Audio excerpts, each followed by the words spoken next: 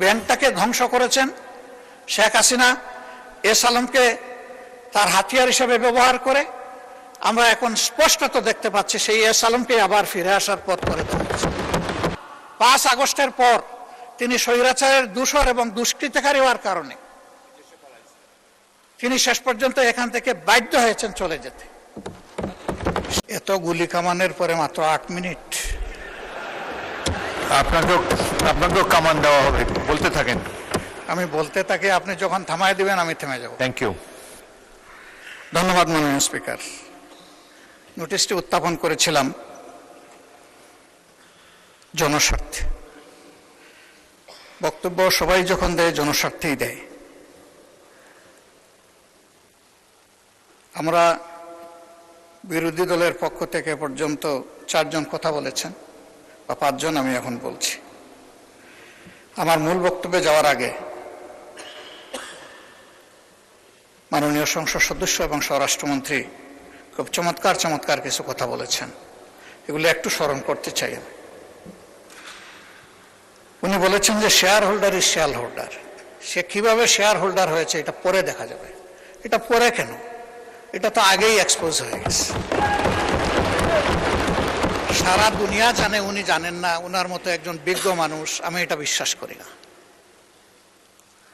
এই ব্যাংক থেকে উনি একা নিয়েছেন তার নিজের নামেই 82,000 কোটি টাকা, আর তার সমুদয় শেয়ার যেগুলা তিনি কিনেছেন 82% মালিক হয়ে গিয়েছেন, এগুলার মূল্য হচ্ছে মাত্র 12,000 কোটি টাকা। অর্থাৎ তিনি কইর তেল দিয়ে শুধু কই বাঁচেন নাই, কইও বাঁচছেন, শোল মাছও বাঁচছেন, এবং সবগুলা ব্যাংক থেকে ডাকাতি করা টাকা। সেই শেয়ারগুলা কিভাবে হস্তান্তর হয়েছে তিনি একটা প্রতিষ্ঠানের নাম এখানে বলেছেন, সবগুলা বলে দিলে ভালো হইতো। এই ধরনের সকল শেয়ার হোল্ডারের উপরে বিশেষ একটা এজেন্সির মাধ্যমে প্রচন্ড চাপ ক্রিয়েট করে তাদেরকে বাধ্য করা হয়েছে তাদের শেয়ার হস্তান্তর করতে।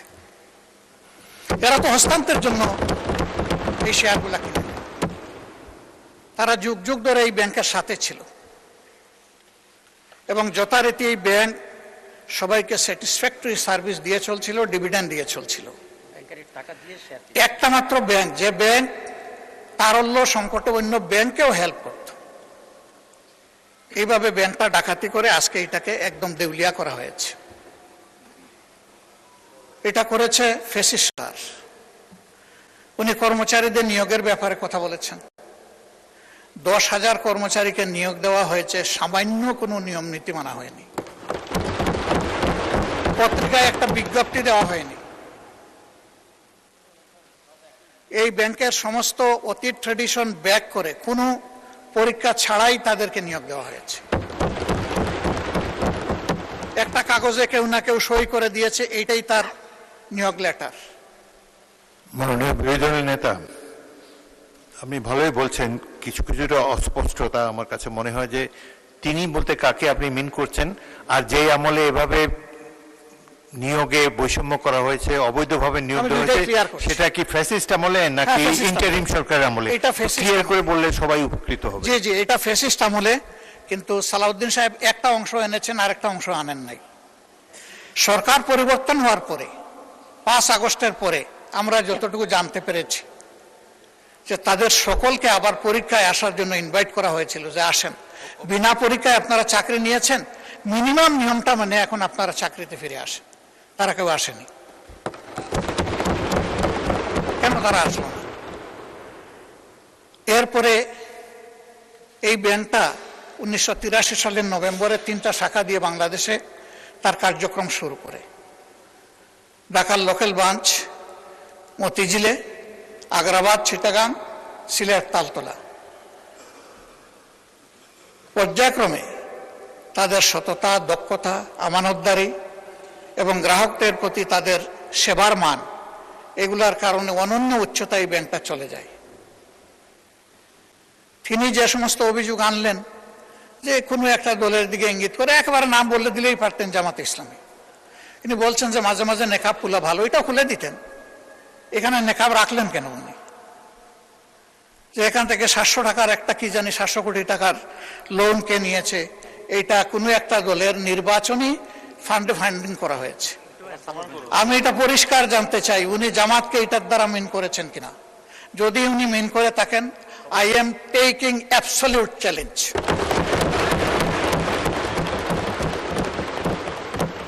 তিনি এটা প্রমাণ করতে পারলে আমি তাকে একটা মেডেল দিব পার্সোনালি।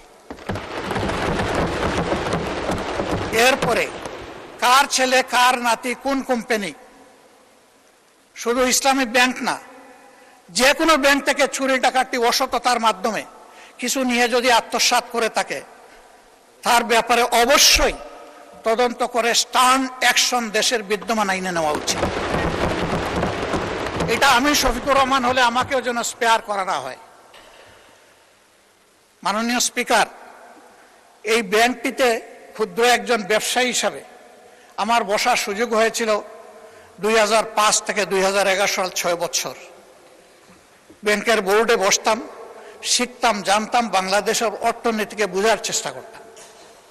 সেই সময়টা এই ব্যাংক এককভাবে বৈদেশিক রিমিটেন্সের 32% পর্যন্ত আর্ন করত।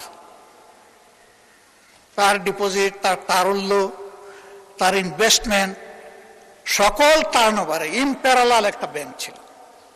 সবগুলা সরকারি ব্যাংক মিলেও তার সমতুল্য ছিল না। কিন্তু তখন বয়ান বানাতেন একজন বিশেষ অর্থনীতিবিদ ডক্টর আবুল বারাকাত। তিনিও আঙ্গুল তুলতেন জামাত ইসলামের দিকে, যে এখান থেকে জামাত ইসলামী হাজার হাজার কোটি টাকা নিয়ে যাচ্ছে। তার এই বয়ানের ভিত্তিতেই শেষ পর্যন্ত এই ব্যাংকে অভ্যুত্থান করা হলো, দখল করা হলো, 15.5 বছর দুঃশাসন চালানো হলো। কই প্রমাণ কোথায়? 15.5 বছর তো না, এখনো আবার একই তালে যদি কথা বলা হয়, আমি বলবো আমরা কি আবার সেকেন্ড আবুল বারাকাত হতে যাচ্ছি? আন্দাজ অনুমানের ভিত্তিতে কোন মহিলার কোন কোটেশন সংসদের মতো একটা প্রেস্টিজিয়াস জায়গায়, এগুলো আসলে আমরা আশা করি না। ওই মহিলাকে সংসদে হাজির করা হোক, যদি কোনো প্রভিশন থাকে সংসদে গণশুনানিও হোক, অসুবিধা নাই। আরডিএস প্রকল্প কোনো দলের নয়, কোনো ধর্মেরও নয়। আমি নিজে বোর্ডে ছিলাম, আমি জানি এখানে বিভিন্ন ধর্মের মানুষ এখান থেকে বেনিফিশিয়ারি। এখানে দল ধর্ম দেখা হয় না, এখানে টার্গেট গ্রুপকে প্রাধান্য দেওয়া হয়। উনি কত 11,000 কোটি টাকার একটা রেফারেন্স দিয়েছেন। কে নিয়েছে এটা? আমি, আমার সহকর্মীরা?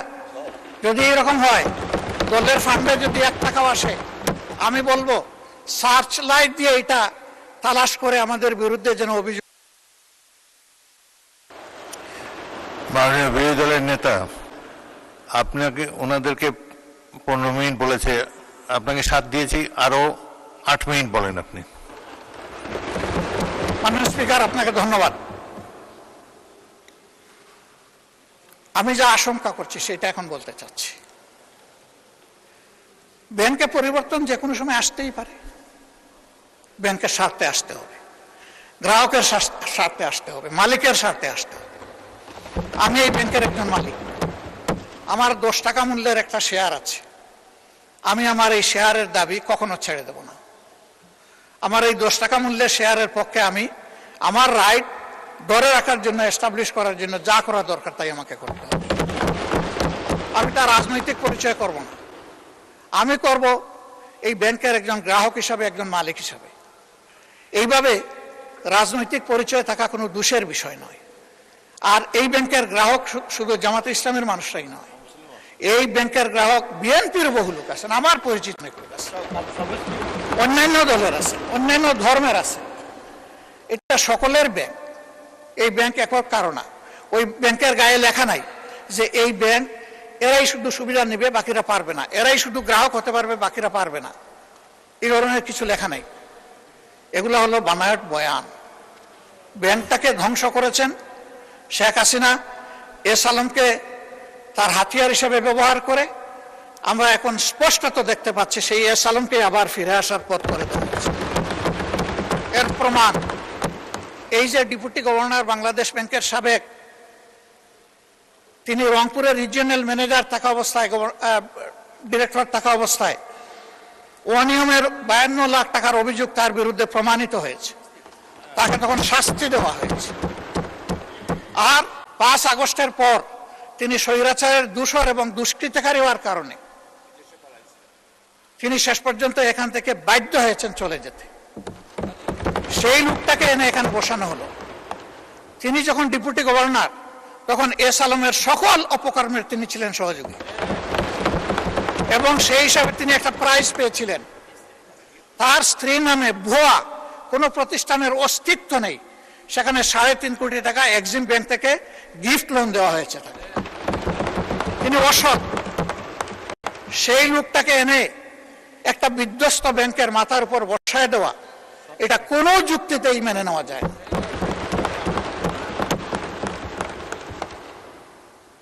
সরকার অবশ্যই সবকিছু চালাবেন, ক্রেডিট হলেও সরকারের, ডিসক্রেডিট হলেও সরকারের, কিন্তু জনগণের পারসেপশনটা কি এই ব্যাংক নিয়ে, এটা অবশ্যই সরকারকে বিবেচনায় নিতে হবে আমি মনে করি। সরকার বিবেচনায় নিলে দেশ লাভবান হবে, জাতি লাভবান হবে। ইসলামী ব্যাংক কোনো কারণে যদি আরো ক্ষতিগ্রস্ত হয়, আমি ব্যক্তিগতভাবে মনে করি বাংলাদেশের অর্থনীতি মাটির সাথে বসে যাবে। আস্থার এটি একটা পিরামিড। এই পিরামিড হেলে পড়লে অথবা বিধ্বস্ত হয়ে গেলে ব্যাংকিং ব্যবস্থার উপরেই মানুষের অনাস্থা তৈরি হবে, এবং এই অনাস্থা বাংলাদেশের জন্য কোনো ভালো বার্তা বয়ে আনবে না। যারা রিমিটার, তাদের কষ্টে অর্জিত টাকা বাংলাদেশে পাঠায় পরিবারের জন্য, দেশবাসীর জন্য, তাদের মধ্যে এখন অস্থিরতা তৈরি হয়েছে। আমি হজের সফরে মাত্র 11 দিনের জন্য গিয়েছিলাম। সেখানে এই ব্যাপারে অনেকের উদ্বেগ, সরাসরি প্রশ্ন শোনার সুযোগ পেয়েছি। এতে দেশের অর্থনীতি ক্ষতিগ্রস্ত হবে। রেমিটেন্স প্রবাহ যদি বাধাগ্রস্ত হয়, আমাদের মাত্র 2টা সোর্স, একটা রেমিটেন্স, আরেকটা হচ্ছে আরএমজি। আরএমজিও এখন বিভিন্ন চ্যালেঞ্জের ভিতর দিয়ে অতিক্রম করছে। রেমিটেন্সও যদি বিপদে পড়ে যায়, তাহলে আমাদের দেশের অর্থনীতিটা গিয়ে কোথায় দাঁড়াবে মাননীয় স্পিকার? এই সবগুলোই তো আমরা বিপদে পড়ে যাব। এই জন্য আমরা অনুরোধ করব, জোর জবরদস্তি করে যাদের কাছ থেকে এই শেয়ারগুলা ডাকাতি করে নিয়ে যাওয়া হয়েছিল, অনতি বিলম্বে সসম্মানে সেই মূল্যেই তাদের কাছে আবার শেয়ারগুলা ফিরিয়ে দেওয়া।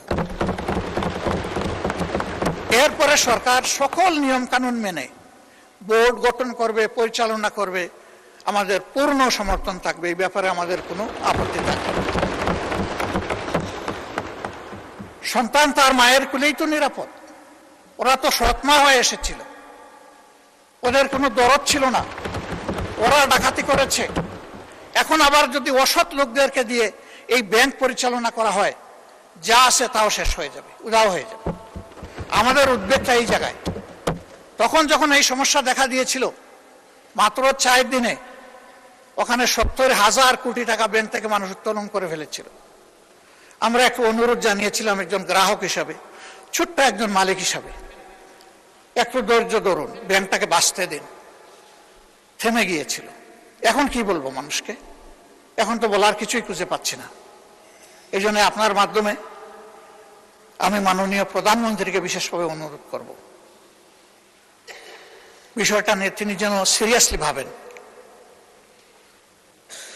কোনো পূর্ব ধারণা থেকে নয়, বাস্তবতার ভিত্তিতে এই ব্যাংকটাকে বাঁচাতে হবে।